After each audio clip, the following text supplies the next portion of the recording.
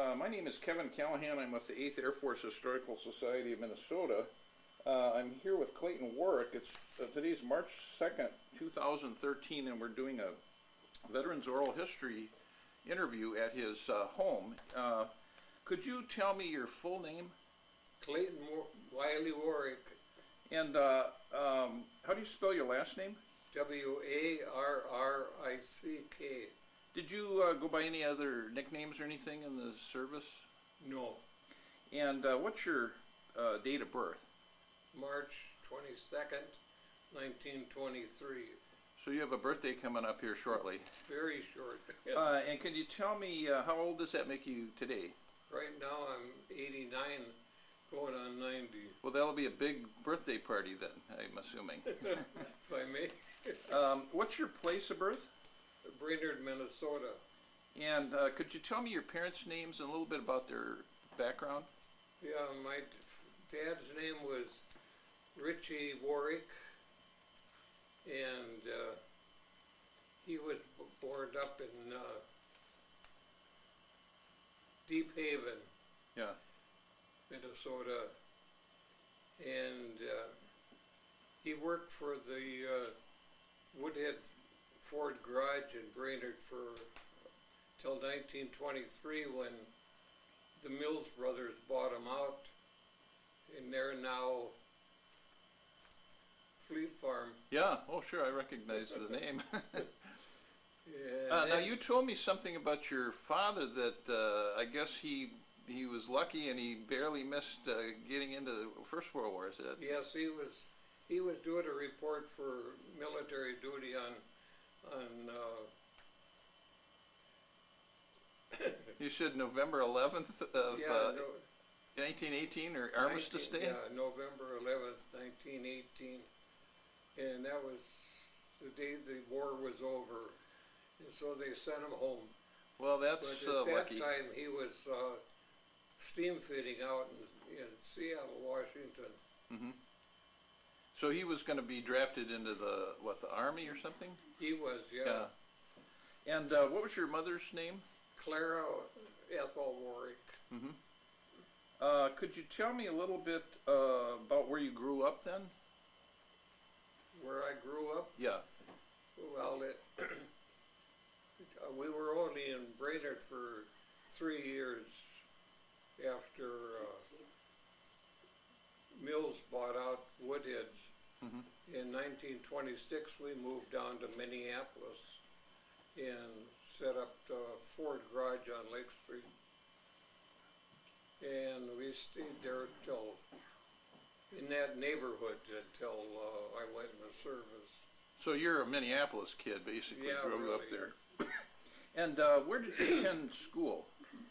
Pardon? Where did you go to school or attend school growing up? Well, I went to Lindale Grade School and Central High School in Minneapolis. Did you have any siblings, brothers and sisters? Yeah, I had one sister. Her name was Virginia. Yeah. And is she still alive? No. Could you tell me a little bit about your early employment? Did you do jobs? I know you grew up during the Great Depression, so I imagine it was kind of hard to find work. Well, I worked every once in a while up at the Ford Garage for big 25 cents an hour. And what did you do? What did you do at the Ford Garage? well, well, usually I deliver cars to customers or go get cars, you know. And then I would go with when I was real young, I'd go with the fellow that went over to the Ford plant to pick up parts, and then we pick up new cars there too and bring them back to and Now, was this a business that was fixing the cars or selling them, or? they did both, yeah. It was a regular dealership. Mm-hmm. And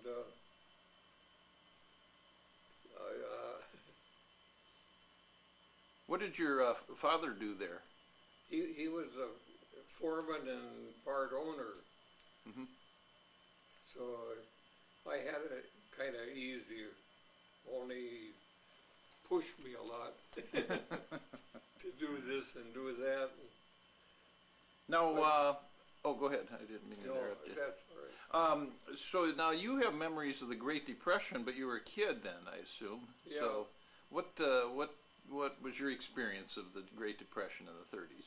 Well, due to the fact that Dad had a good job, you know, there, although he did say come home some Fridays would hand the wife, my mother, his check and say, well, that's it for this week, and it would be less than $20. So But, there weren't as many people buying cars and didn't have the money, I suppose. Not too much. No, it was kind of rough, but we made out all right, I guess. Yeah. So you were in Minneapolis and at was it Central? You said high school. Yes, And what? When we lived on 35th and Nicollet when I was drafted. Were you graduating, what, about 41 or so? Or when did you graduate from, if you recall? I really didn't graduate. I quit school before then. Yeah. And little company named Hydebrink rented the top floor of the garage. And I asked the guy that came over there once in a while if there was any chance of getting a job over there at Hydebrink's, which was close to Honeywell. And he came back the next day and says, you got a job if you want it. And he said, you can be a bench mechanic. So I made little parts for oxygen tents and oxygen masks and stuff like that. Oh, really? So you did some manufacturing. Was that, Yeah. did that have any impact on what you ended up doing in the military? Did they think, well, he's got mechanical? Oh, no, it had nothing to do with that because... Well, sometimes, you know, like my dad did riveting in an airplane factory, so they put him in the Air Corps. So you never know what the connection might be. So let's see. You were in Minneapolis when Pearl Harbor happened. Yes. Do you have any memories of that? I guess it was on a Sunday. Sunday, yeah. Do you remember where you were or any of that? Yeah, I was out at a friend's house in near Excelsior, and we were cutting down a big tree out in the backyard. And his wife come running out and told us that Pearl Harbor had been bombed. Wow, yeah. She had heard it on the radio? Yeah. Did you know where Pearl Harbor was? Oh, yeah. So what were people's reactions when they heard that, you know, we'd been attacked basically by the Japanese? Well, everybody was worried, you know, very worried, you know, that was just the beginning of the attacks. And everybody expected them to come over here too. Yeah. But, so there was a concern they would invade the country. oh, yeah. Yeah. Yeah, they was really upset, I'm sure, yeah. Well, there's actually on the calendar, it's called Pearl Harbor Remembrance Day, but there's fewer and fewer people that actually remember Pearl Harbor. So it's good to get your memories Yeah, I of what. wasn't over there, thank goodness. Yeah, yeah. But, yeah, it was a concern of everybody, I'm sure. Yeah. Well, were you following what was going on in the world news, or I mean, did you get news through what, the newsreels, or how did you get your information? Well, first I thought about, gee, I don't want to be in the army, you know, be a soldier. So I tried to enlist in Coast Guard, and then I tried to enlist in the Navy, and then I tried to enlist in the Merchant Marines, and nobody would take me because I wore glasses. Really? Huh. Yeah. So I finally got called into the Army, and Yeah. Well, you were persistent if you went to 3, and then the 4th one was the final. But the first service. letter I got when I got out of the service was a letter from the Navy wanting me to join the Naval Reserve. Well, then, so did you try and enlist right away, or? No, I had that good job at Heidrich's, which was good. It was 60 hours a week and making pretty good money. Yeah. For being a young kid, you know. Well, you were working hard if you're putting in 60 hours. Yeah, we 2 days of 6 hours and 4 days of 8 hours. And, yeah, it was but we did have 1 day off, I think. So, when did you get your notice that you're going to get? I assume you were drafted then, or Yeah. with the Army, and they were drafting people because it was the way there were so many people enlisting. They had to control the numbers coming in. They couldn't train everybody, I guess. So, you know, people Yeah. don't realize it, but there were so many people going in that the draft was a solution to make the flow. Yeah, well, I think they had all the plans, you know, for D-Day and all that sort of stuff. Yeah. And so I was reported for duty on April 6th, 43. Mm-hmm. And where did you go for your induction? Was that Fort Snelling or? Fort Snelling, and they loaded us on a train right there in Fort Snelling and drove right down to Camp Wallace, Texas, south of Houston. And you did your basic training there? Did basic training there. It's on, well, they didn't have 90 millimeters, and they had 3-inch guns and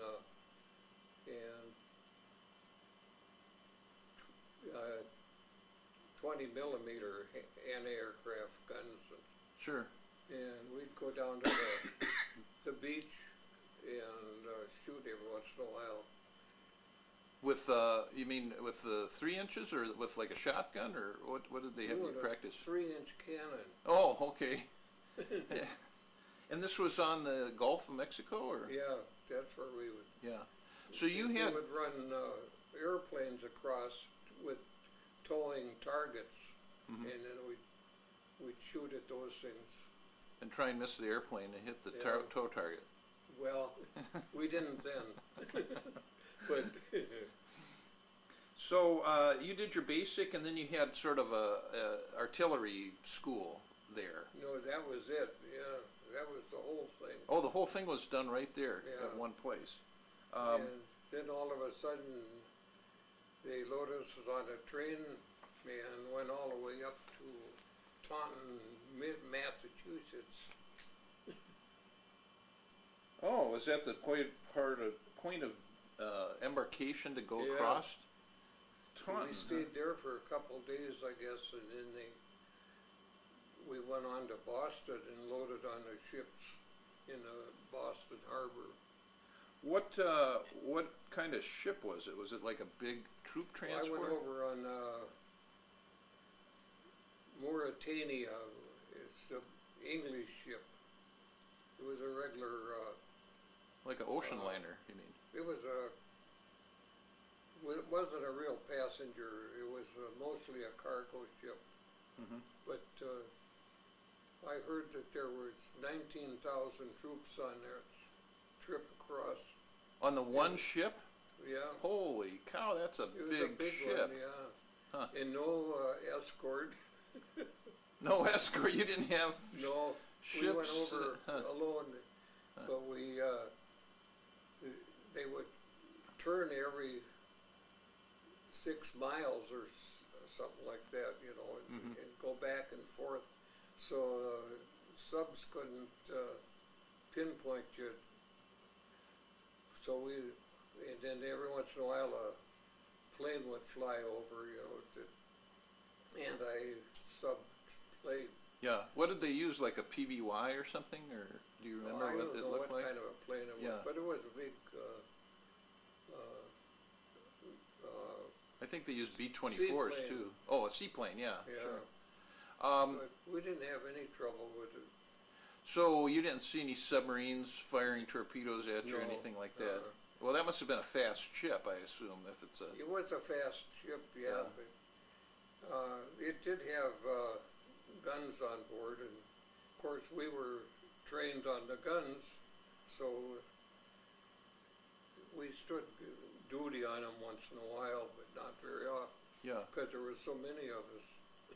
Well, what did they have on a ship? Was it a 3-inch or a 5-inch? Or do you remember what kind of, what the The Navy guns? was, yeah, what the Navy was using? Oh, well, they had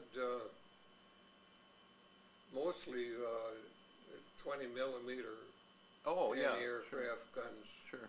you know, and they shoot 4 barrels at once.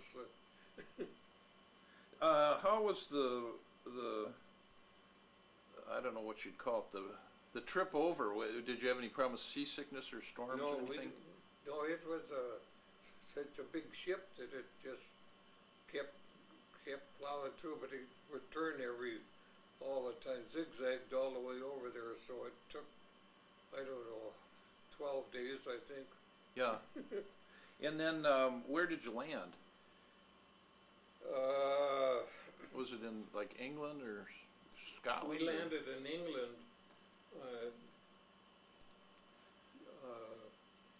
We went in between Ireland and in England. Oh, yeah. Well, there's Liverpool, and there's actually a lot of places I suppose they could have Yeah. pulled in. Southampton's on the south. Southampton. Oh, okay. Portsmouth and all And, that, yeah. We were there for maybe 3 or 4 days, and then they loaded us on the trains there, and we went down to Taunton, England, and that's where we joined this 184th outfit. Sure. Now, where is Houghton exactly? Do you remember? I know it's in Devon County, but I don't... Yeah, it's I'm not sure way what it down is. south of South England, yeah. And did you do some training there? Or? Oh, yeah, we Yeah. did training there, and then we went on convoys over to the North Sea to do target practice, and Really, did you, like, you towed the 90 millimeter to the ocean? Is that what you mean? Or? oh yeah, they had big prime movers, 6-ton trucks to pull guns with. Yeah. Well, I've heard, or I've read somewhere there was an M4 tractor. Is that the same That's thing? an M4 tractor, yes. Yeah. I know all about them. You spent a few years around those.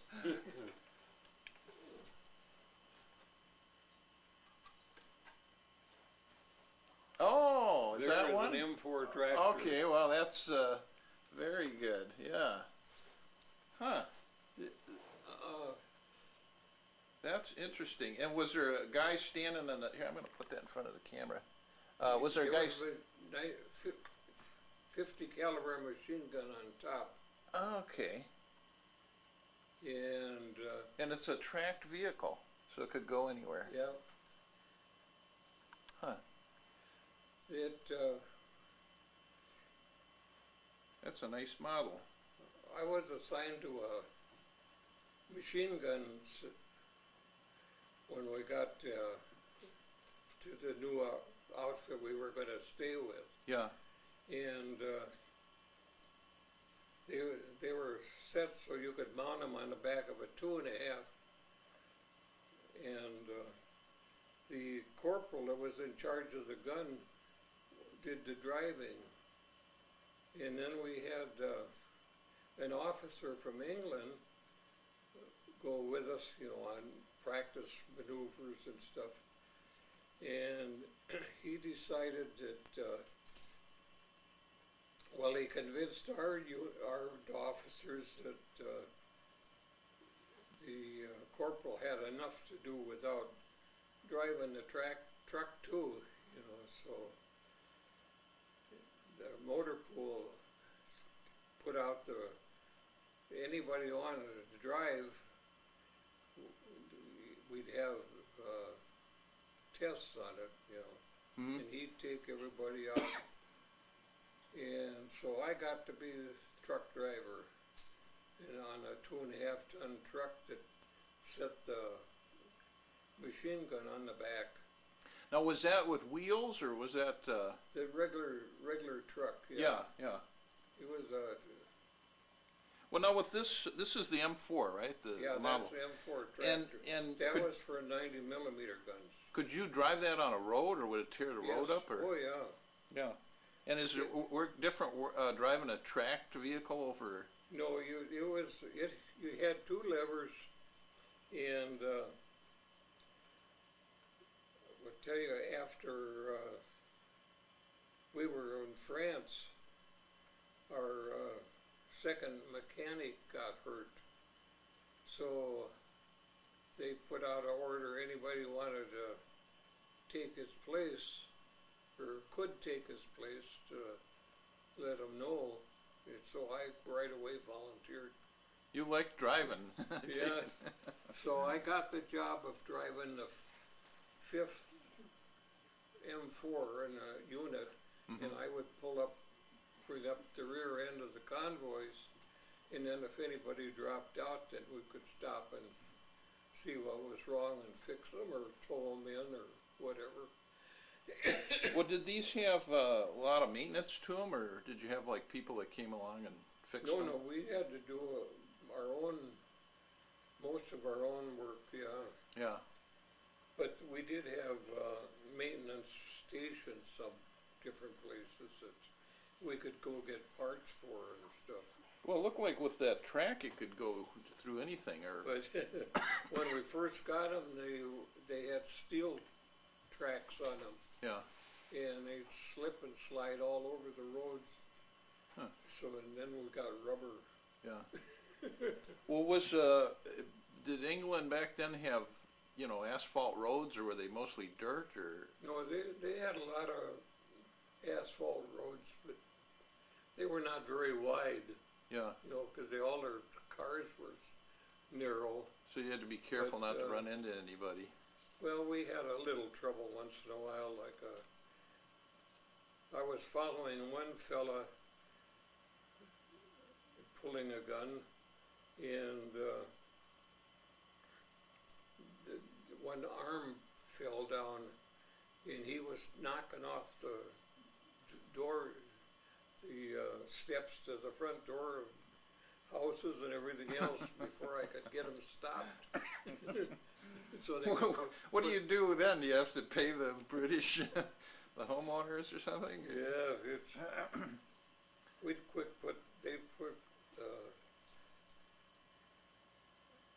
arm back, up and fasten it.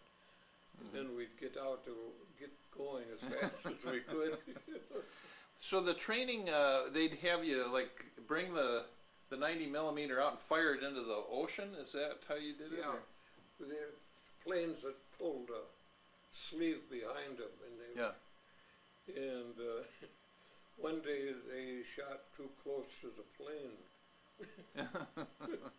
You heard about that? Or? Yeah. Yeah, I imagine that was probably the number one rule. Don't shoot down our own tow plane. Yeah, well, that's when we first started doing it, so You got better over time? What kind of plane did they tow with? Was it just... regular P-30 or Spitfire. Oh, really? Huh. Is that something you have to get? Or what is that? The heck was that? Must have been a clock. Oh. Well, so you were in training, and then you'd move around the countryside to practice with this. Well, then we'd set up, dig a hole, put the 90s in it, and then maybe before we even got settled, we'd get march order again and have to pull it out and hook everything up and go someplace else. And so they had you on the move to train you how to move, set up, and how long did it take to set up one of those? Probably within an hour. Yeah. Did you say you had to dig a hole with? Yeah, they would dig a big hole to put the 90 millimeters in, and of course smaller holes for the machine guns. And what was the purpose of the hole, for defense? Yeah, in case of shrapnel falling, Yeah. or if something landed close by, you know, Did you would dig get, this with a machine or by hand, or? especially if a bomb or something could come down Yeah. close, the concussion would get you even if nothing else did. Yeah. Yeah. Did they have a machine to dig the holes, or did you do it by hand, or how did you dig the hole? Sometimes we use dynamite and sometimes we use shovels. The dynamite sounded a lot faster. Although I Yeah. suppose that shook up the locals when they heard that going Yeah, on. And that's a pretty big hole, I assume, for the base of a 90 millimeter. for the 90 millimeters, yeah, I think probably about 12 foot. Yeah. I'm going to pause for a moment for technical reasons with the camera. Well, tell me about the 90 millimeter. Now, this was kind of a newer gun at the time, wasn't it? Yeah, it's the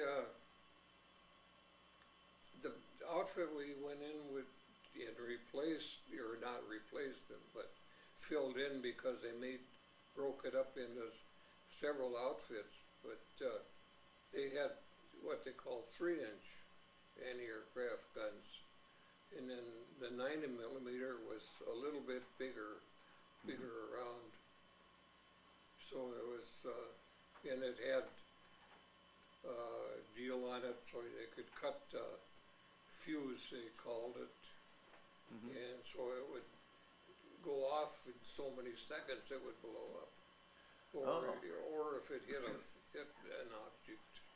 Now, I understand there were different versions of the 90 millimeter, and then the first ones, it was primarily just for anti-aircraft purposes, and then later they came out with one that could fire at the tanks, and that, you know, could lower it.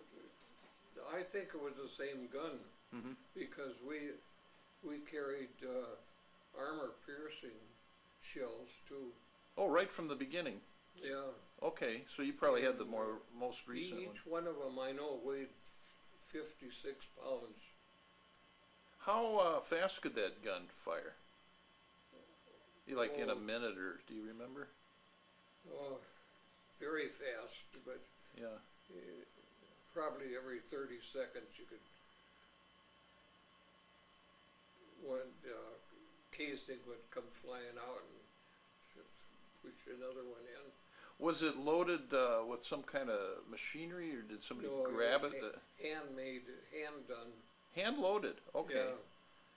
Yeah. And what was your job with the gun? I didn't, fortunately I drove the M4 tractor. Yeah, so you didn't have to And I load the was- shells, or, well, that, But I did, we had to go get ammunition all the time, or gasoline, or food, and all kinds of stuff.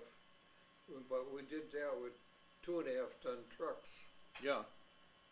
But Have they had any of these that you know of in the local area, the M4, like that Fort Snelling Military Museum? Did you ever see I one of don't these? know if there's any around here or not. Yeah, I don't remember But if they had one of these or they not. were 8 feet wide and 8 feet high and 16 feet long, Yeah. that tractor. Could you fit? And on each side and the back was a opening to put shells in, ammunition. And on top was a rack. It's covered up there, but there was a rack, and we could carry 150 gallons of gasoline and 25 gallons of oil. And then the tank underneath was 150 gallons, and it made about 3 miles to a gallon. Really? Well, that was like a tank then, kind Yeah. of. It really would gobble up the gasoline, I suppose. Yeah. Was it regular gas, or did they have Oh to? yeah, regular. So let's see. So you're in training originally, and this is Honiton in County Devon, or Devon County. I guess they say it differently in England. So this would be like late 1943, or you were doing? Yeah, it was. Yeah, well, the fall of '43, and in the spring of '44. Yeah. So did you then, after you finished the training, go to a location for the beginning of your service there in England? Did you go to London? Yeah, we didn't go into London, but there was a time when we went to North Finchley, which was close by, and set up as anti-aircraft. Yeah. And we weren't there very long before the invasion. I just want to get the unit designation. So it's the 184th Anti-Aircraft Battalion, and is that the 61st Coast Artillery Regiment? Yeah. Or was that 61st Coast Artillery was the unit we went to replace. It was originally 61st Coast Artillery. And they changed the designation then. They set up quite early, they formed early, and they went to Iceland for 18 months. And then they told them they were going home, and they loaded them on ships, and they went to England. And then they broke it up into a whole bunch of different outfits. I see. And then we filled in. Yeah. So it was. And would your 184th be attached to any particular unit, or were you just kind of separately moved around?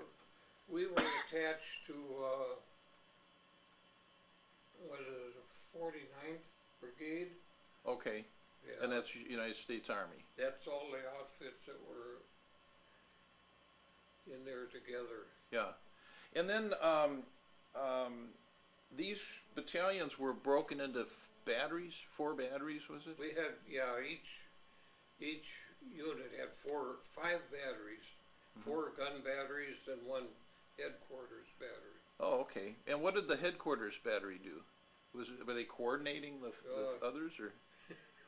I don't know. You weren't in it. You weren't doing whatever they were doing.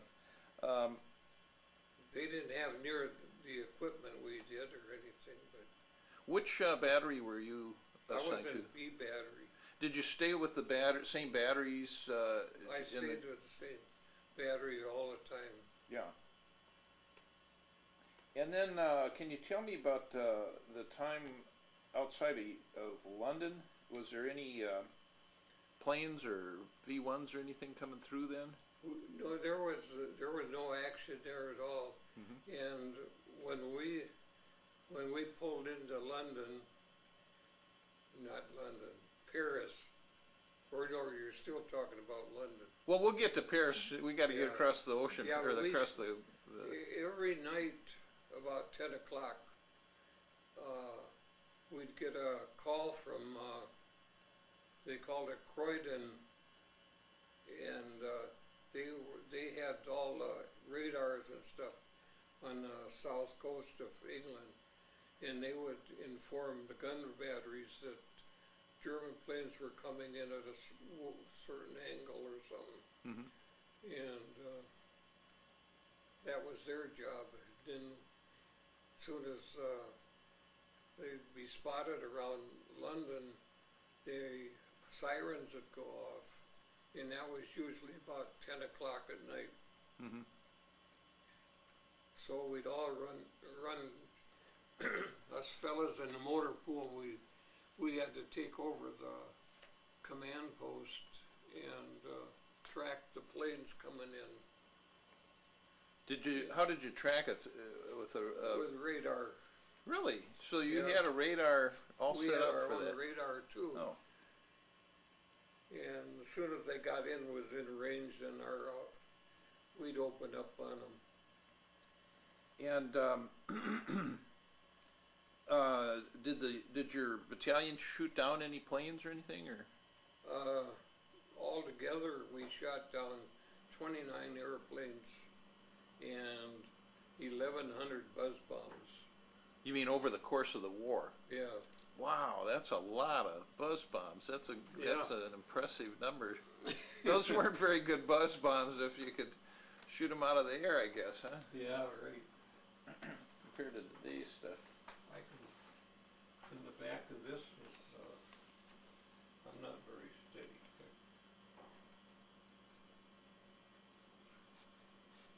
Oh, here, I'll Anyway, look it's at the it. last. Yeah. I think it's the last page. Yeah, that, Oh, yeah, it's got all the Just numbers. what, A, battery, A, Yeah, and this is, buzz bombs. sure.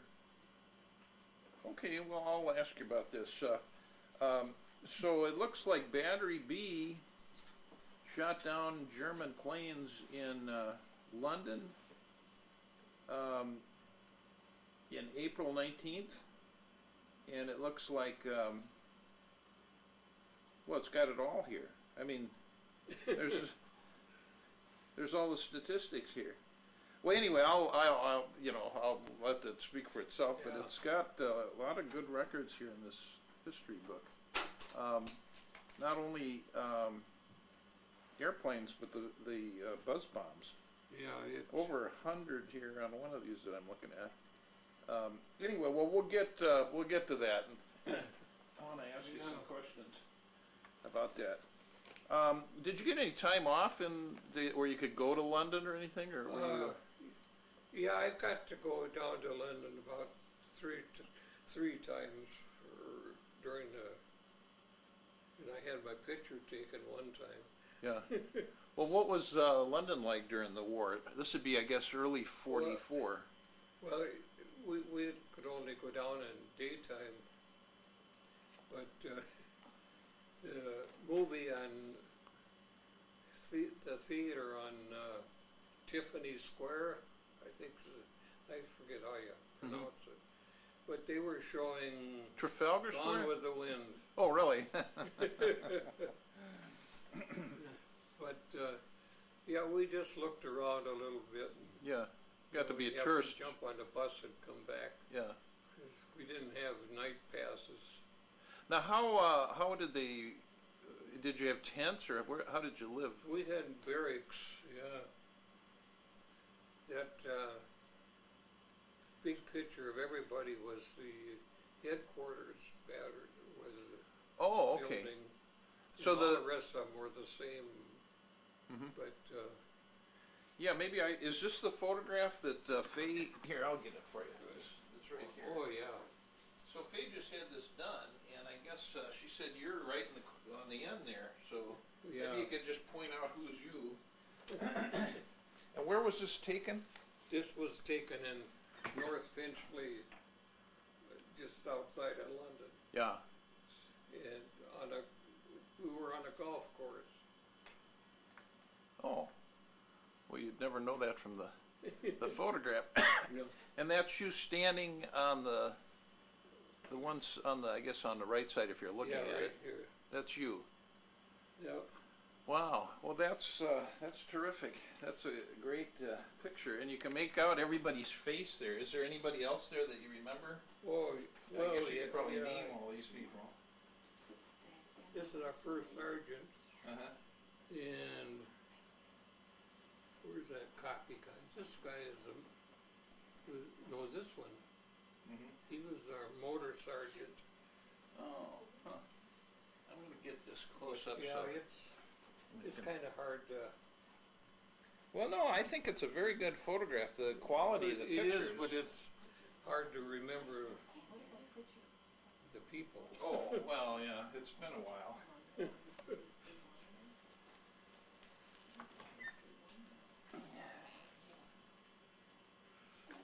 So how are the people in England? Did you get a chance to meet anybody? Oh The yeah, locals once or? in a while. we had a couple dances, and we invited some of the girls from Willys 7 site. That was another English anti-aircraft outfit. Mm-hmm. And that's where we had to go to get, buy gasoline, and gasoline that we sent over there free. And what did they call them? The Willys? That was the name of the unit, or? Willys 7 was, It's a British anti-aircraft unit then. yeah. Oh. And you had a dance or something? Yeah, we did had a couple of them. Yeah. I think 2. Well, that I sounds. don't dance, so ours was our 4 batteries were gun batteries were stationed so far away we didn't know where they were. Yeah. So they tried to circle the city, I suppose, with Yeah. anti-aircraft. So then we have D-Day, which happens, and that was June 6th of 1944, and you would have come in. How did you embark? What was your embarkation Well, from? we loaded onto Liberty ships, and then went over, and like I started to say, when time came for us to unload, they brought up this big Rhino, big flat metal thing, and started loading it. Got 1 truck and 1 trailer on board, and set them right in the middle. And then the lieutenant that was in charge of the Rhino, he got scared because the waves were getting bigger and during all this storming. And he started to pull away from the ship and got turned 45 degrees, and a big wave hit it and it broke it in half. And the truck and trailer went to the bottom, and Oh, it broke the Rhino right in half, and then. Wow, well that's not an auspicious way to start your. But that happened to be our kitchen, truck and trailer, Mm-hmm. so we lost all that stuff. So no Mostly cooking. sugar and coffee. Yeah. Well, But then we had to wait several days before we had anything else we could embark with. And it was, finally they brought in a big tank, M4 tank, like a LST or something, or yeah. where you could kind of drive it into the Then ship. they just load us down into it. Yeah. And Now, did you take off from Southampton, or I mean from England when you left? well, we took everything that was our stuff. Yeah. And this, when the Rhino broke, was that over when you had already crossed the channel, or was that when you were trying to get it? Yeah, we were already over there. Yeah. And they were getting ready to try to run this big thing into shore. You know. Yeah. It didn't work. Now you came ashore at Omaha Beach, Yeah, then in Normandy, and this would have been a little bit after the shooting. Yeah, You know, it well, wasn't on D-Day. or Yeah, anything. it was real. The beach was real quiet. Was the weather pretty bad then, or Pardon? how was the weather? The weather was good then, Yeah. cause our headquarters battery was on our same ship as our B battery, so they didn't get to shore either right away. But the other 3 batteries, gun batteries, were set up and stuff when we got there. Yeah.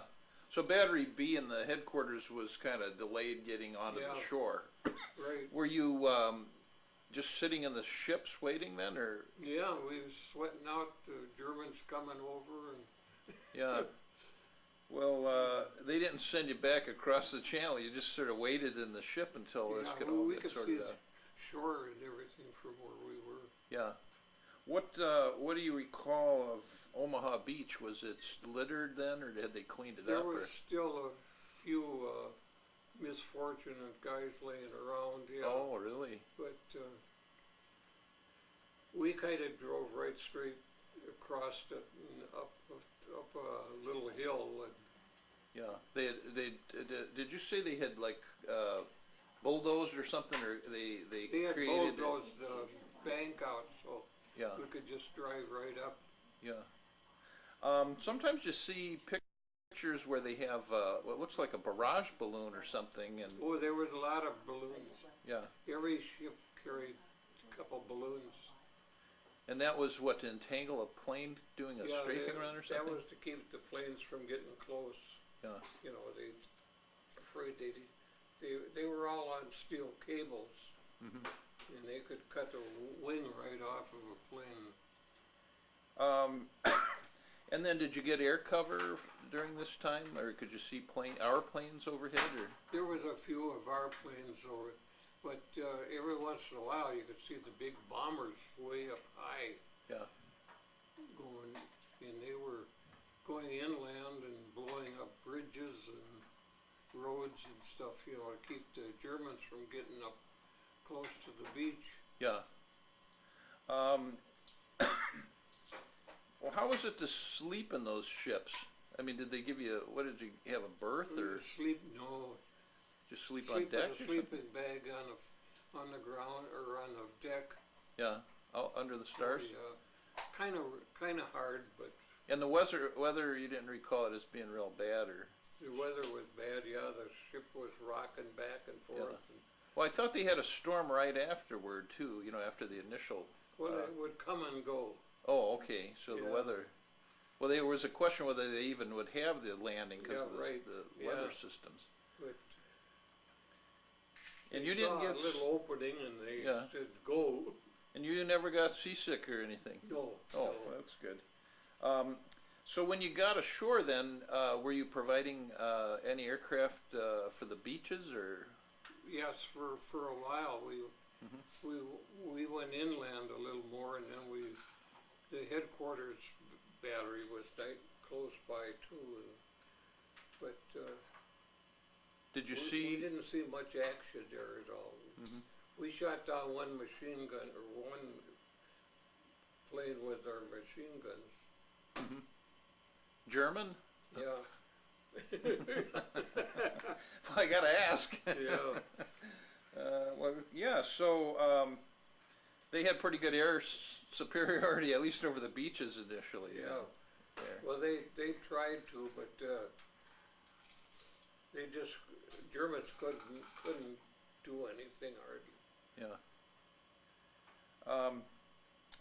So then from Omaha Beach, did you go with them to Chrerbourg? Was that the next place? Yeah. And We went up to Chrerbourg, and they set up in a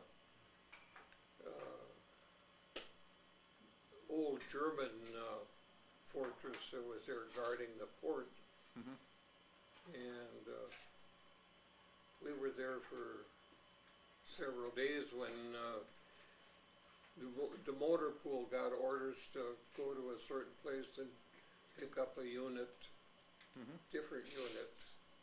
And then we followed Patton's tanks around and heading for Brest, because they were trying to build a launching site there for their rockets to shoot at New York. Really? Huh. And we never made it that far. We got around the corner, you know, towards going west, and So this is sort of Normandy, and then you're coming around to Brittany Yeah. and heading in a west. Yeah. Okay. and then Patton got bogged down, and they told us to pull off the road and just prepare to defend ourselves. So we did that for about 3 or 4 days. We were there, and then they released us, and we could go back to our own outfit, and we left them there. Well, were they, just asking you to transport their guns, or were you supposed Well, to? they're guns and personnel, Mhm. but, they were more for, anti-aircraft, because Patton, of course, had its tanks, Yeah, and I don't think they shot up in the air very good. well, so Chrerbourg, was that pretty quiet then, or did you? It was real quiet, yeah. The Germans weren't too concerned about that, they had other problems, I suppose, yeah. at the time. Yeah, they were getting pushed back further Yeah. towards Germany all the time. Well, the Normandy campaign, I don't think people really appreciate how enormous that whole thing was, because I think the Germans lost over 600,000 people. Yeah, And when the pinchers came together at Chamboy, there were like 40,000 Germans dead in that town, you know. yeah, So it was an enormous battle for Normandy, you know, and people I don't think they appreciate the yeah. size of the thing. Well, yeah.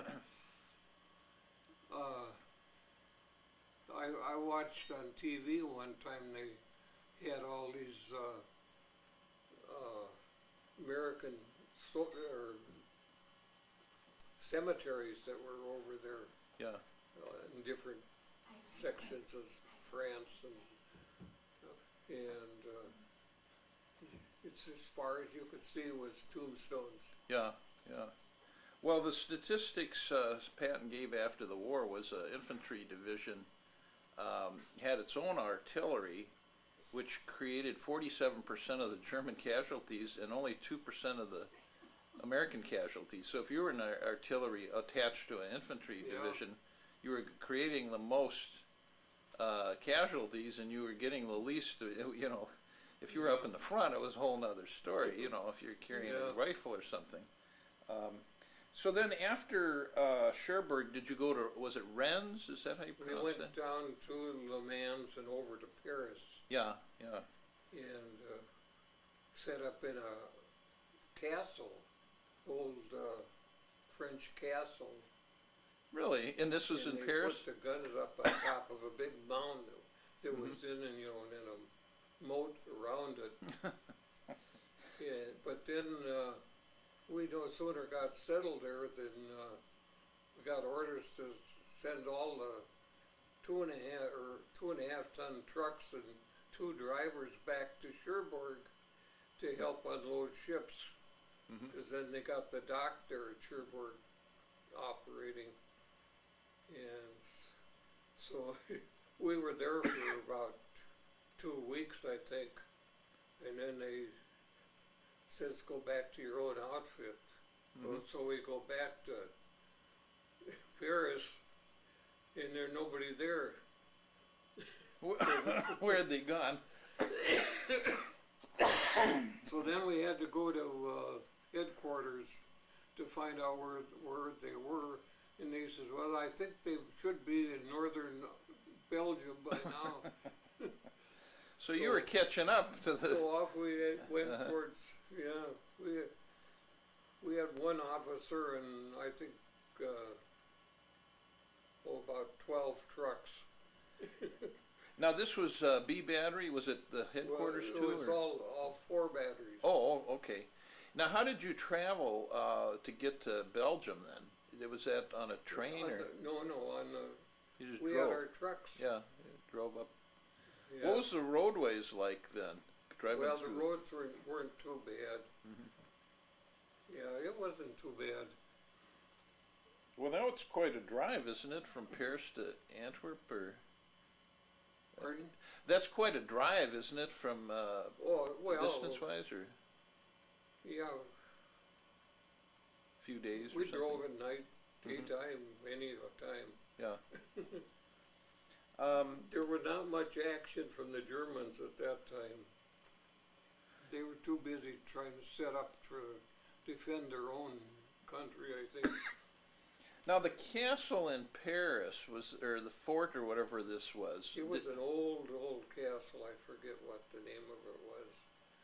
But Did you It get to was up sleep on in the top of a castle, or hill, yeah. did you stay in tents, or did they No, put we you up? had, there was rooms underneath the mound in the middle that, we put down our sleeping bags. So you were roughing it there for Oh, yeah. once you're in the field. Yeah. So then you arrived at Antwerp, and this would be later in 44, later in 44, like in Yeah. the November period or something. Yeah, we didn't stay in one place very long, because Yeah. he was moving pretty fast at that time. And then the biggest problem happened to be the buzz bombs. Mm-hmm. So that's where we headed for. And there we stayed in tents. Now I've seen a stationary a V1 buzz bomb, but I've never seen one in the air, of course. Yeah, What was well, that it like? looked like a little airplane, but the big jet motor on the top of it, you could. And I understand they had like a putt-putt sound or something. There was some kind of sound that. Yeah, it was not a regular airplane sound, but yeah, it was. And they were not manned. There was nobody on them. They were guided by,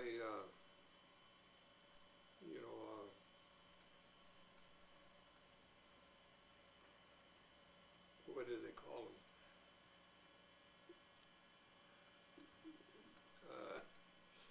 There was no personnel on board. Yeah, they just kind of sent them off in a direction or something. Well, they were gyros. They had a gyros on them to steer them. Oh, okay. Yeah. Couldn't think of that name.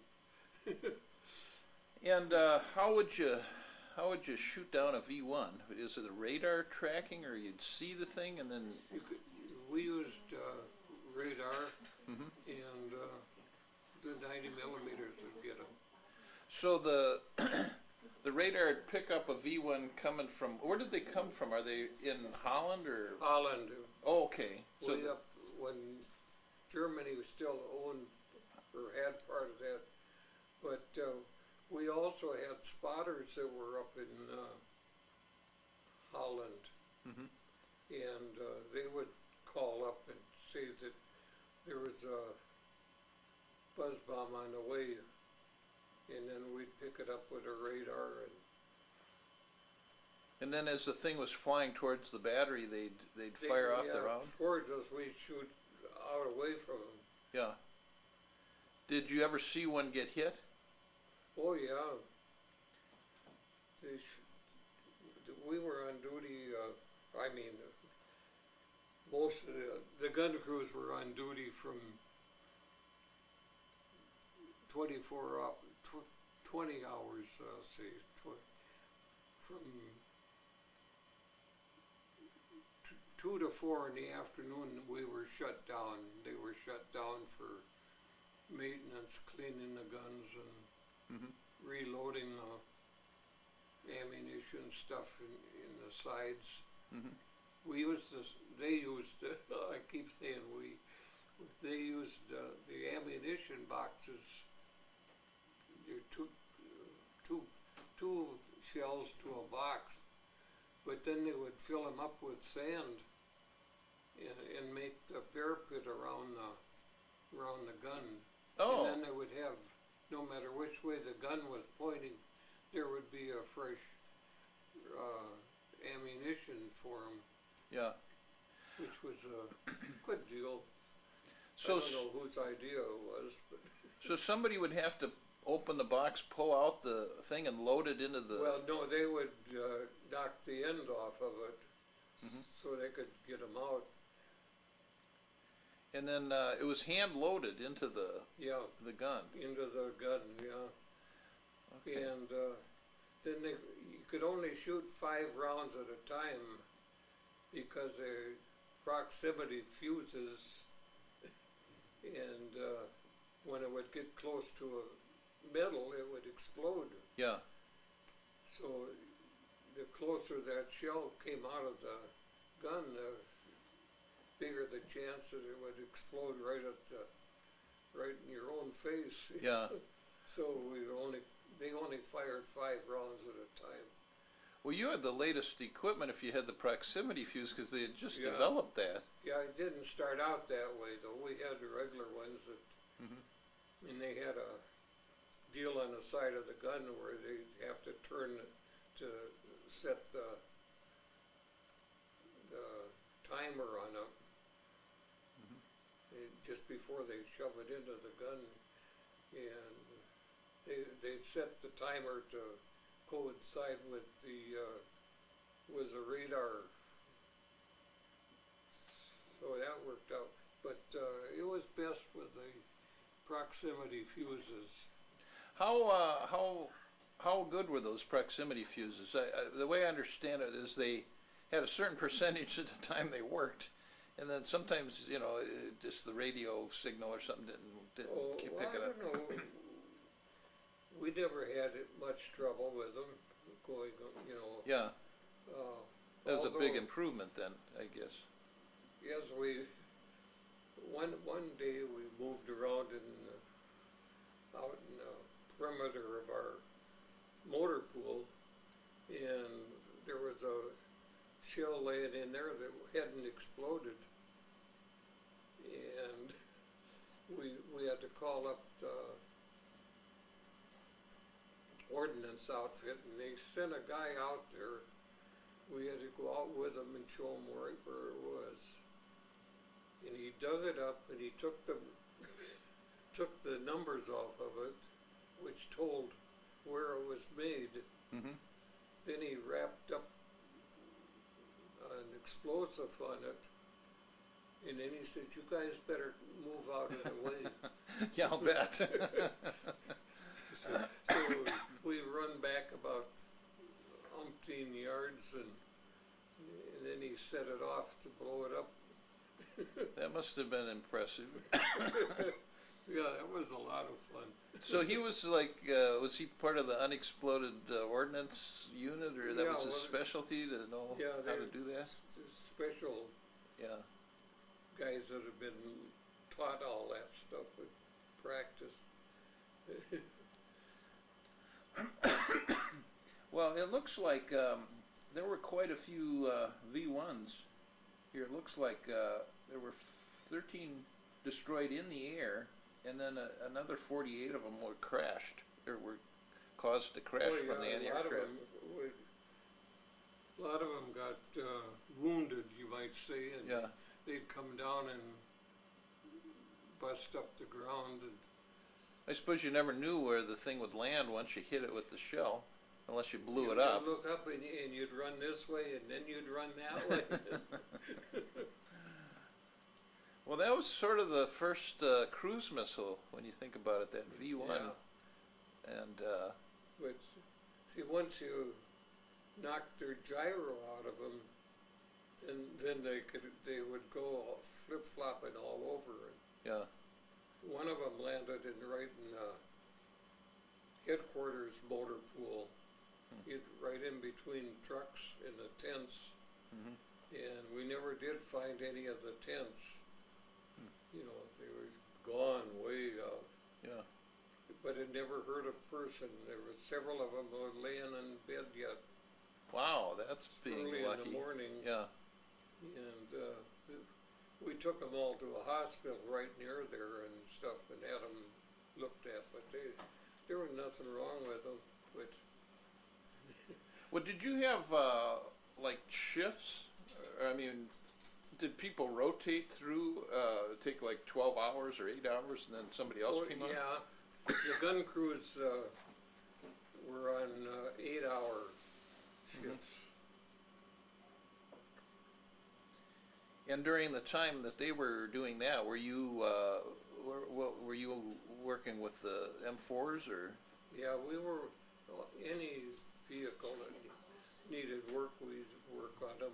Yeah. Or we would have to go to ordnance and get ammunition Yeah.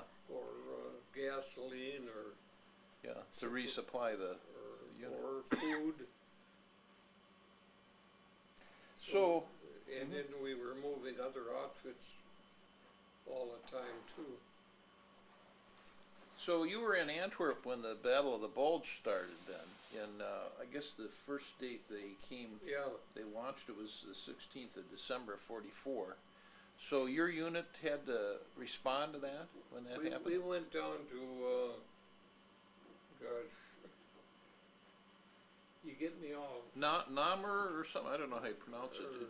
one of the towns that were, on the road to, Antwerp. Mhm. And we had to go down there and guard a bridge. Yeah. And that was on the Meuse River, or? Muse, yeah. Yeah. Well, there was a thing I read in it's spelled Namur. I don't know how you pronounce it. It'd be Belgian. And then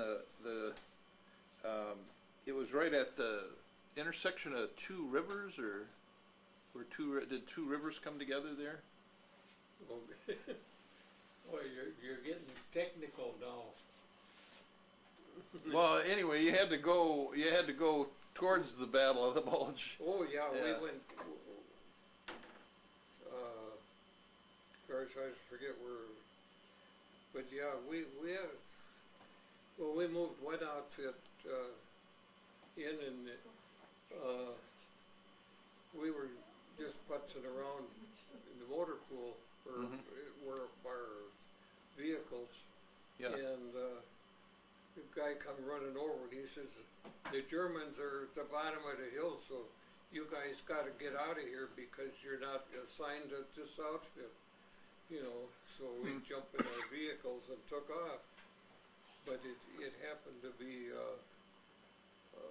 one that we moved around quite often because we were a fully mobile outfit and the other ones just had few trucks for supplies. Mhm. But yeah, Were you assigned, your battery assigned to like support against tanks then? Not just anti-aircraft work, or were you doing? Yeah, they carried armor piercing 90mm shells, two for tanks. We never had, we never got to a point where we had to use them though, Mhm. fortunately. So yeah, as I understand it, I think the 2nd Panzer Division, which was kind of the point of the thing, got to Dinant or something, and it was. It looks like it's only like 15 miles from where you were, but it was south of. So and then the 3rd Army started to counterattack, probably on their Yeah. southern flank, and then it all started to unravel, at that point. But you were stationed pretty close to the very front end of this piercing movement of the Battle of the Bulge. Oh yeah. Did you see any German planes or anything trying to attack the bridge? Yes, we did. We were bombed once with incendiary bombs. Oh, We yeah. were guarding this bridge. Well, I often wondered why they would want to destroy the bridge, because if they wanted to get to Antwerp, you'd think they'd need the bridges to get across. No, they wanted to get to the bridge before it did get blown up. Yeah, yeah. Yeah, but yeah, they were bogged down. The Germans were bogged down pretty bad. They couldn't, and they were running out of gas too. Their tanks. And Yeah, this thing I'm reading here, it said they got to about 15 miles away from where you would have been. So that's not very far. no, And that was the point of the spear for the Germans.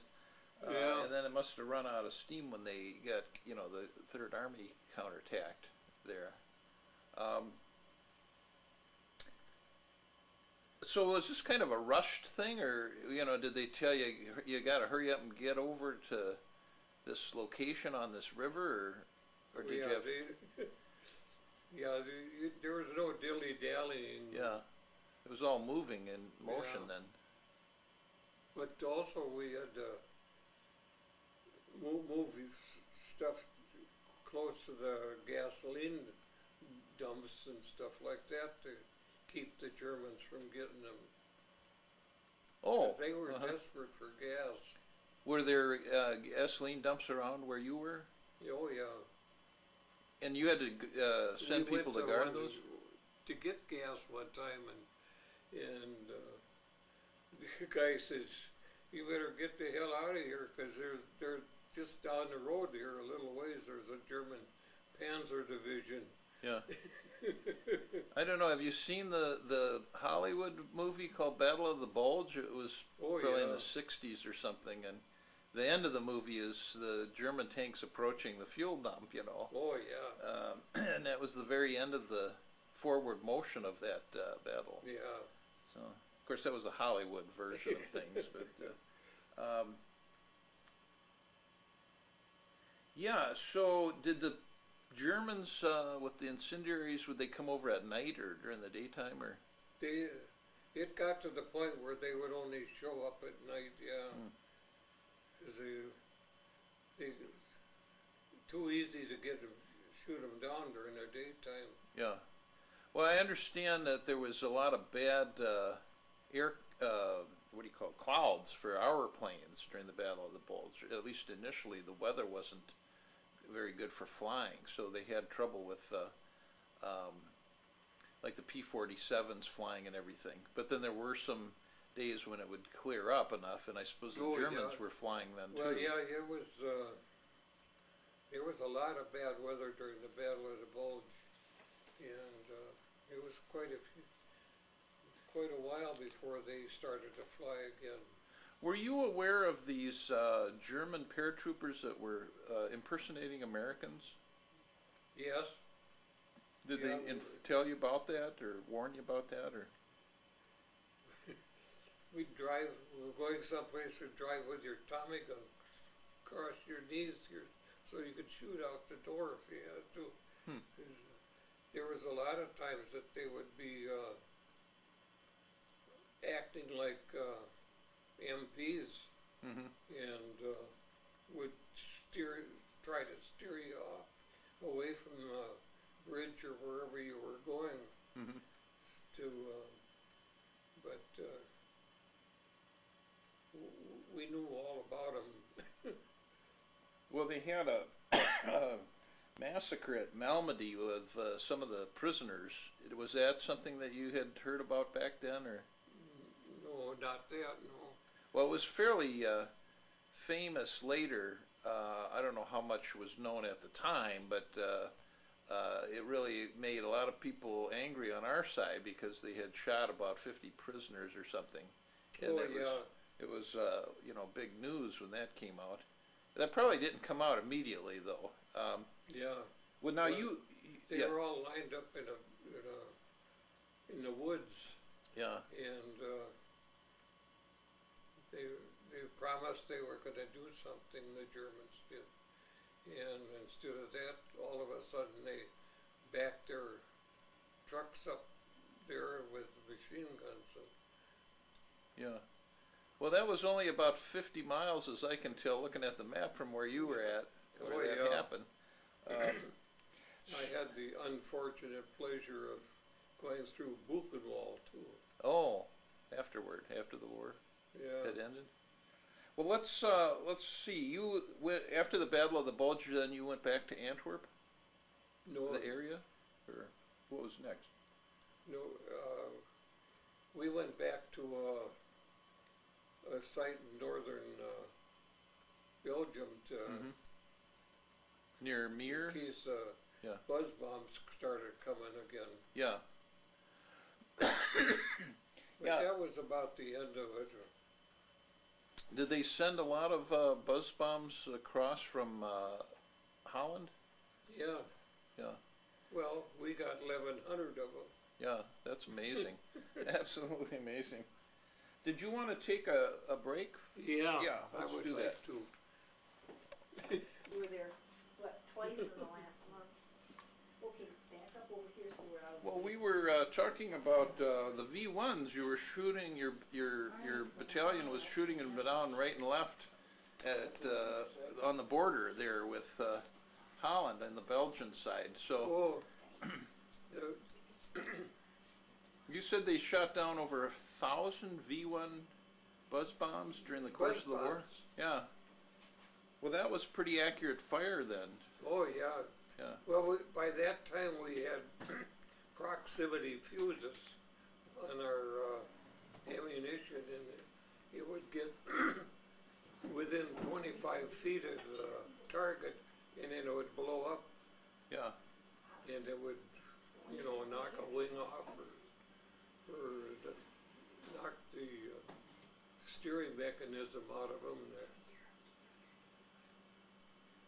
So that was a big improvement. It was very yeah. big, yeah. Well, I understand now they've put those on like mortar rounds and all kinds of things. Yeah. So they're still using that technology. Yeah. So after Belgium, then were you there when the war ended? No, we were in Eisenach, Germany. Mm-hmm. And that's near what, Mainz, or is that? Well, first we went to Mainz Mm-hmm. to guard a bridge, Oh, okay. and I think the war was over then, in about May 8th or something Mhm. like that. And when we packed up, left there and went further towards Berlin, and by Eisenach we settled down there till they decided what to do with us, how to get us back home. Sure. And you were telling me that you were doing some demolition of the 88 German anti-aircraft batteries during that time? Yeah, that's, we were cutting up the guns and hauling them away to a certain dump. Yeah. And that was sort of to disarm their Yeah. military Yep, right. permanently. Did you have any impressions of those 88s, or had you ever seen them fire one or anything? Well, they were very accurate, I know. Mm-hmm. And then, were you using the trucks or to do the disposal We used, work? well, we had two 10-ton wreckers Mm-hmm. with hoists on the back end of them, Mm-hmm. and we put them in the 2.5 ton, Mhm. the parts, and haul them away. And then the other 10-ton wrecker was at the dump, and they would unload. Yeah. What was it like on May 8th with the surrender of Germany? Was that a big celebration, or how did? If you could, I'll tell you what we did. We shortly before then, our Jeep driver and our captain of our battery was in Mainz and snooping around or something, and the Jeep driver came back to the motor pool and he says, I gotta get a 5-gallon water can, because we found a bunch of wine down in the cellar. And motor sergeant says, heck with that. We went down to the kitchen, and we had a water trailer that was a German one that we confiscated, and we hooked onto that and took it into town and run a relay of cans of white wine out of the basement of this place. And so when the war was over, we had plenty to celebrate with. You had a German water truck full of wine? Yeah, that must have been quite a party. I don't know if it was full or not, but we had enough of it. So people were pretty thrilled, I would think, at that time when they heard the news. We even filled up some 5-gallon water cans and put them on the racks for the trucks where the gas should go.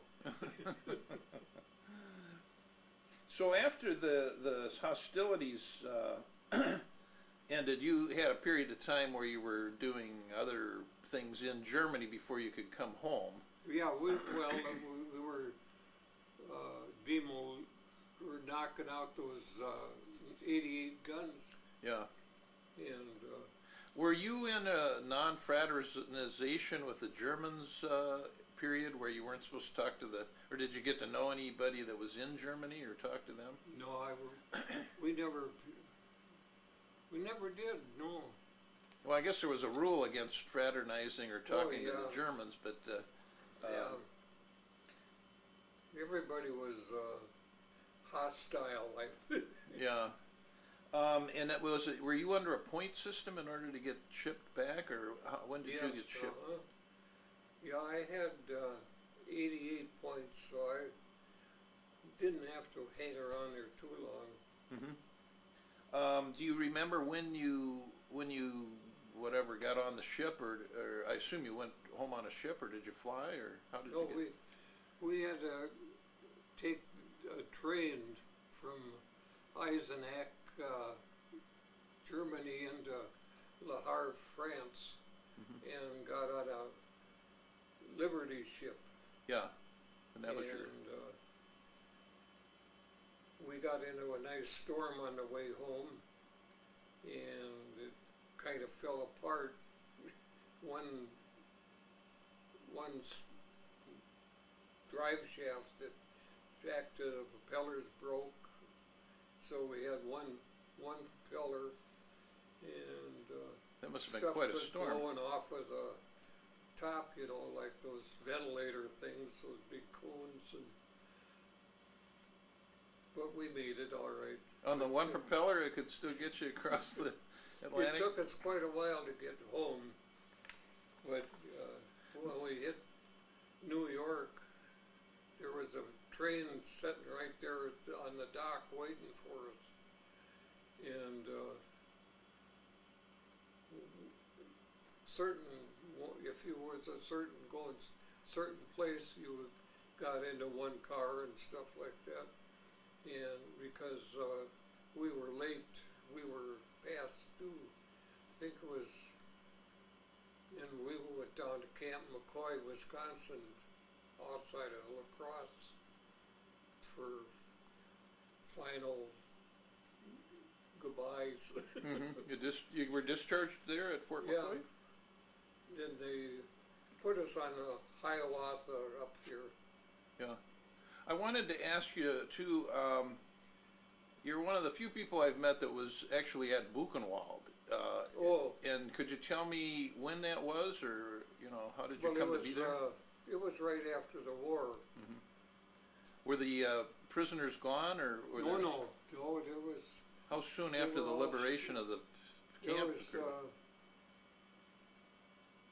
There was a lot of bodies piled up outside that they hadn't had time to burn. Yeah. And there was a lot of ones that were still alive were kind of guiding us through. And it wasn't a funny thing. He told you what was going on there, you know. There was one doctor there that had somebody would come in, they would be sick or something. He had a chair there right by his desk, and he'd give them a shot. And then as soon as they started to get groggy, he'd flip a switch and the chair would flip over and the door would open and they'd fall into a wheelbarrow. Oh. Yeah. All kinds of neat stuff like that. But there was a lot of them still there, and they were just skin and bones. Yeah. How was it that you ended up there? Were you in the area, or did they give you? Well, I don't know. All of a sudden, they said we can take 2.5 over and see it. You know, one officer went with us and had 20 guys in the back, and we went all through it. But, Well, the 8th Air Force people were also, I think they wanted people to be witnesses, you know, that they wanted this to be known, that there were, a lot of people saw this. And today we have these Holocaust deniers who are people who say, oh, it never happened, but you're an eyewitness that said it did happen, you know. Oh, sure. You saw it yourself. Yeah, they didn't treat them very kindly, the Germans didn't. Yeah. So this was still going. There were still people in the camp at the time that you were going through on this. They had no place to go. Yeah. You know, they didn't know, they'd lost their minds, and we just wandering around and still had on their striped pajama type clothes. And What effect did this have on the 20 guys that were visiting this camp? well, I don't know, I wrote a long letter home to my folks telling about it, but I don't know where that went. It was disturbing at the... It was very disturbing, yeah. So then you, were you given any time when you got back to Fort McCoy where they gave you some furlough, or did you just get discharged? No, I think we were only there about 2 days, and they took everything out of your barracks bag that you wasn't supposed to take home. They left you a pair of shoes and They wanted everything back. clothes. Did you have any souvenirs or anything? Well, yeah, I did have a little Bulge pistol that was in the bottom of the barracks bag that they didn't find. Oh, they didn't get that. No. You still have it, or is it gone? Actually, I sold it to a policeman in Minneapolis because he wanted something to put on somebody in case he did have to shoot him, you know, and they didn't have a weapon. So I don't know what his name was or who he was. So you were discharged when? Was that 46 or 45? December 2nd, I think, 45. Oh, that was pretty early then for most people. Yeah. And then did you keep, I know you've got some photographs that you've kept. Did you have any like diaries or letters or any of those things that you kept from that period? No. Or saved documents? I wasn't, I never jotted nothing down but that one picture up there of just me, I had that taken in London on my 21st birthday. Oh, okay, so that wasn't a army photo, it was No. by a private photographer in London? Yeah. Oh, yeah, that's a nice picture.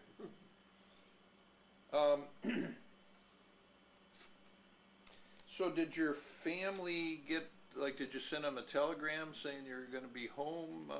Did they get notified? Or? I think I must have sent them an email or something. Yeah, Vmail? But, when I got home, they weren't home. But they didn't, of course, they didn't know just when I would be home. But Yeah. Now Vmail, for people who don't know what that is that where they shrank they took a picture of it and they shrank it into a smaller package? Yeah. But they had moved while I was in the service, and they lived up on 25th and Hennepin in Minneapolis. Yeah. And then what did you do after the war? Well, first thing, I did odd jobs at the Ford garage that my dad was with, and Chrerbourg roofing, I knew him, and I did a few jobs with him, and just kind of putzed around for a while. made a mistake of getting married, and then I got a divorce. Did you have children from the first marriage, or? 5. I'm just asking so I know how many DVDs I have to produce here. And then you married your current wife, Persis, is it? Yeah, And you've been married, since 61. so No, that's 65. I met her in 1961. We were married in 65. well. I've got here 48 years you've been married. Is that about right? Almost 50. 65, 75, 85, 95, 105. That's 40, about 46. Yeah, that's pretty good. And how many children from your marriage? She had 2. 2. Okay. So, and where did you work? What was your main career, or whatever, after the? Well, started out in machine shops, Honeywell, and I went to California, Roar Aircraft. Which one? Roar Aircraft. Roar. I don't know that one. Chula Vista. Okay. And What kind of airplanes were you working on? pardon? What kind of airplanes were you working? Oh, we with? were making parts for 707s and KC-135s and Mhm. stuff like that. And then I got a divorce from the wife out there, and so I came back. Mhm. And I had several jobs. One at General Mills and a few other, but it got to the point where there were so many people being laid off back in the late 50s and early 60s that I put in an application for post office and got it. Mhm. And that's where I met my current wife. Mhm. Yeah, my family. I've got one woman was a postmistress in Missouri, so I've got a number of people in the postal service. Yeah. So you did that as a career job for a Yeah, period? then we worked there, and in 1983 we retired. Mhm. And they were kind enough to add my 3 years of military service onto the pension, so we've made out fairly well. And I understand you've done some traveling in your retirement time. You went to different yeah. states and. Well, when Faye was still with the airlines, we went several places on passes. And we went one trip down to Buenos Aires Oh, is that right? Huh. and Brazil,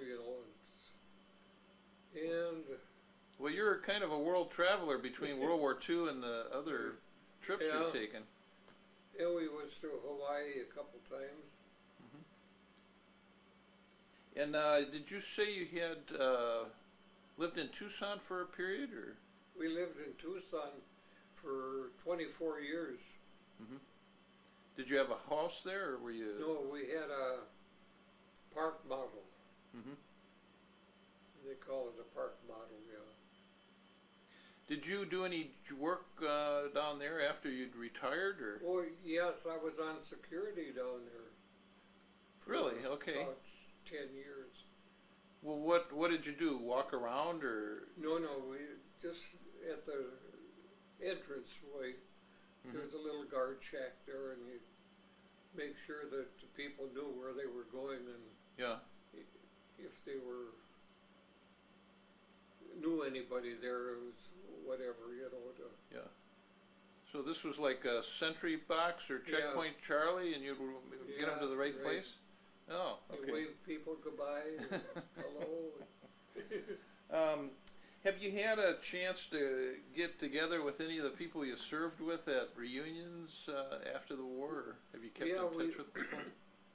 we went to several reunions. I forget what year they were, but we went down to San Antone and St. Louis and Minneapolis. I'm going to pause for technical reasons for just a moment. What was it like to get together with those people after many years? Did they all seem pretty familiar? Or Oh like, yeah, they were all. Everybody was glad to see everybody else. And how are you? And this and that. well, not everybody got close in units. Depended on the unit more than anything. Were you in a group long enough that you got to know the people that were you were serving with? Oh yes. Even you always knew them, even if you didn't know their name, you know, or you'd forget it. And if you had stuttered or something, you could remind them real quick, or they'd remind you. Have you been anywhere where you've seen M4 since World War II? You know, like museums or? See what? Have you been to any museums or anywhere where you've seen an M4 since World War II? No, I haven't. Well, I don't recall seeing one at, Fort Snelling Military Museum had all kinds of equipment, and I just don't remember ever seeing one Yeah. there locally, although they seem to have everything else. I'll have to watch, the next museum Yeah. that I go to and see if they've got Yeah, any. there's quite a history to them, I think. I think they Like- used those in Korea too, didn't they? The Yeah. tractors? General Patton had a bunch of them that he pulled his heavy guns with. Well, now the 90 millimeter that was a heavy weapon, wasn't it, in terms of the weight? Oh yeah. The actual amount of metal involved, and it was a pretty big base, it Oh looked yeah, like. those big arms come out, to keep the thing from tipping over when it fired it. And I understand they used that on at least one of the tanks as the weapon. This might have been after the Second World War, but it was Yeah.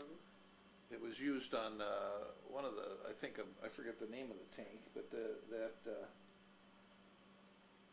I probably have it in my notes here somewhere. They would have to have arms on it to keep it tipping the tank over, though, or the tractor.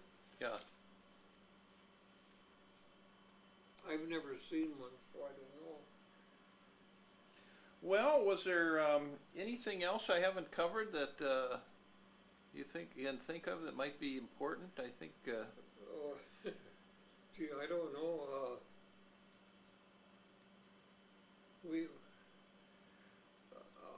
All I can say is I've always been very, very thankful that nothing serious happened to me.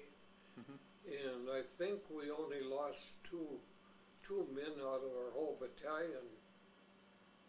And one was with a S-mine, and the other one fella drowned in Mainz River. How did he come to fall into the river? You know the story? We saw some girls on the other side. Oh, he was swimming in the river. Yeah. And the other one was kind of one of these mines that Pop jumps up mine. into the air. Yeah. Well, that's a pretty good low statistic for a unit. Yeah. So. Yeah, it was we were very, very lucky. And I understand there was a Belgian citation for the battalion. It was something called the Belgian Croix de Guerre ribbon with a fourragère or something. I guess the unit was cited for all those V1s that were shot down. Oh, So there was a kind of, I suppose, the equivalent of a presidential citation or something, but from Belgium. For yeah, well, there's, in that book, the back of the book, there's several letters from high-ranking military people, telling how good we were. Of course, I don't know if they were slinging the bull or not.